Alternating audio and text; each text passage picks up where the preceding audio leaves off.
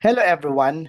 How to apply DNR accreditation as Pollution Control Officer. Para makapag-secure ng accreditation sa DENR Environmental Management Bureau, may mga steps tayo dapat gawin. At meron naman pong complete steps dyan, pero para sa awareness and education, naglagay lang ako dito ng basic steps. Step 1, para makakuha ng accreditation bilang PCO, kailangan meron muna tayong online account to the online PCO application system. So we can visit pco.emb.gov.ph.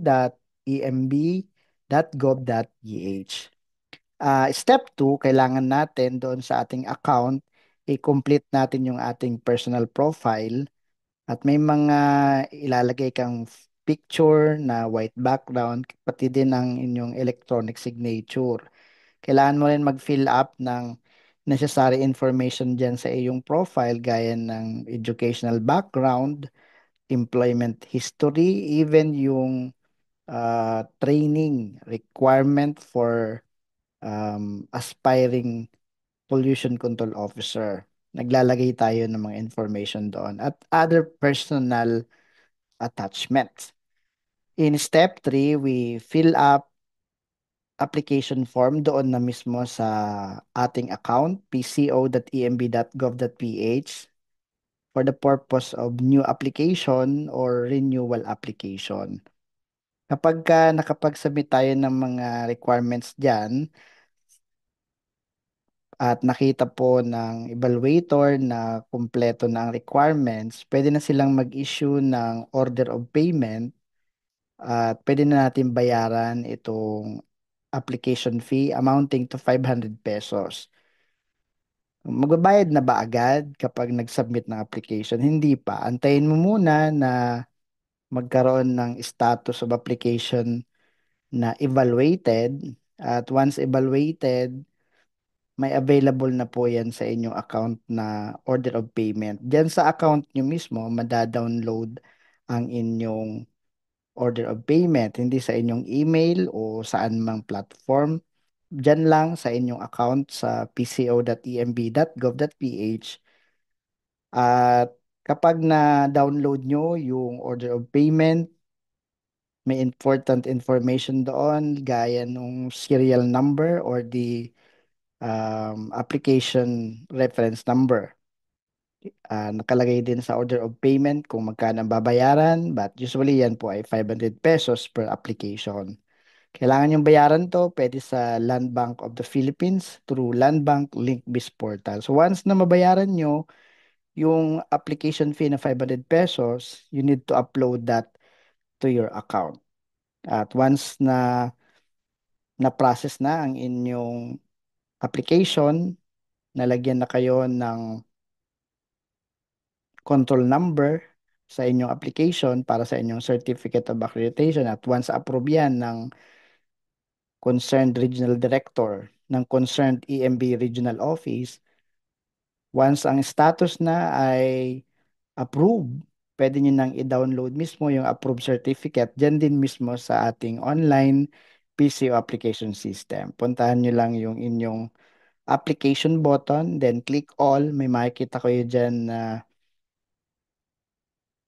application and meron diyang action button. You can just click the action button, then click print. So that's the basic step on how to apply for DNR accreditation as Pollution Control Officer. So para mabigyan tayo ng uh, additional na information, we can go to pco.emb.gov.ph. This is the prescribed online PCO application system. So ito yung pco.emb.gov.ph na window. Kailangan natin dito, sabi sa ating unang step, ay mag-create tayo ng account. Account dito sa pco.emb.gov.ph. So paano gumawa ng account? Click lang natin itong button na sign up. So lagay natin ang ating active personal email, for example, jpex2019@gmail.com. Then desired password, retype the password, and then tick I agree to the terms, and then push this button, register. So kapag na-click mo tong register, magpapadala ang system sa inyong email, magpapadala ng notification. May kailangan kayong i-click doon para ma-activate ang iyong account. So once na naka-receive kayo ng notification sa inyong email, i-click nyo na po agad yon, and then ma-activate ang inyong account dito sa pco.emb.gov.ph. So anong gagawin pag activated na? Pwede na tayong mag-login gamit yung email at yung ating password. So for example, meron tayong activated na account, mag-sign in lang tayo, and makikita nyo yung window or dashboard or control panel. Unang bubungad sa atin yung home control panel. On how to apply is first is to complete our profile. Base doon sa ating discussion kanina, step number 1 is to create an account. Nagawa na ninyo. Then step number 2 is to complete your personal profile, provide required information, and upload documents. So doon natin makikita sa ating account yung button na profile. Click nyo lang yan and fill upan nyo yung kailangang information. Again, you need to submit photo, 2 by 2 white background saka electronic signature, and then you need to fill up your personal profile, and then you need to provide required information, educational background, employment history, training related seminar or PCO training and seminar, then other personal attachment. So kumpletuhin po muna itong ating personal profile bago natin puntahan yung pangatlo na step, at yung pangatlong step natin yung mag-fill up ng application form. So sa panghuli, para makapag-fill up kayo ng application form, hanapin nyo naman yung button na application. So click nyo po itong application button and then click all. So after nyo maklik yung all, syempre bibigyan kayo ng parang prompt dito ng new application button. Click nyo po yan. May prompt dyan na, do you have existing certificate of accreditation? If your answer is yes, magiging renewal ang inyong application. If your answer is no, ibig sabihin, new or first time application. So when you click no, makikita nyo dito sa taas ang type of application, new application.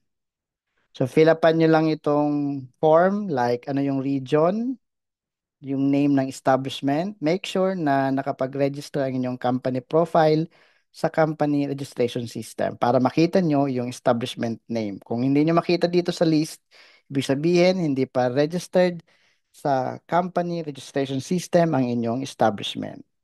So i-register nyo muna dito bago mag-apply ng accreditation para makita yung name ng establishment dito. Yung website, you can type not applicable. The nature of business, select nyo lang dito yung nearest description ng nature ng inyong business. Then establishment category, A or B, your telephone number, kung meron po, kung wala, not applicable. Employment status, full-time, ang pipiliin. Current position, depende kung anong position na hawak nyo, like kung PCO talaga, or anumang position. And then the number of years in current position. Halimbawa, 3 years.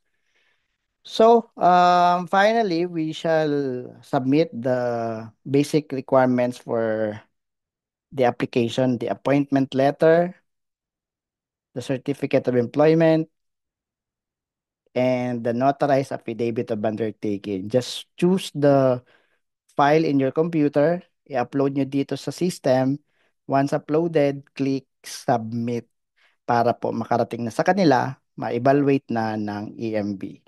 So finally, kapag na-submit mo yung application, sinabi natin kanina, kung evaluated na po, satisfied na yung lahat ng requirements, babayad kayo ng application fee na 500 pesos at once approved na ng EMB Regional Director ng concerned EMB Regional Office, kapag approved na, pwede nyo nang i-download mismo doon sa inyong account. Salamat po ng marami-marami. I hope may natutunan kayo on how to apply for PCO accreditation. Thank you very much and God bless us all.